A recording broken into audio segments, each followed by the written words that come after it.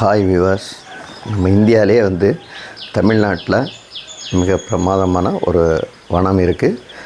அது எதுன்னா நம்ம மேற்கு தொடர்ச்சி மலையில் களக்காடு முன்னந்துறை ரிசர்வ் ஃபாரஸ்ட் இருக்குது.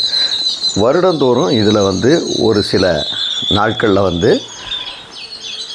புலிகள் கணக்கெடுப்பு நடக்கும்.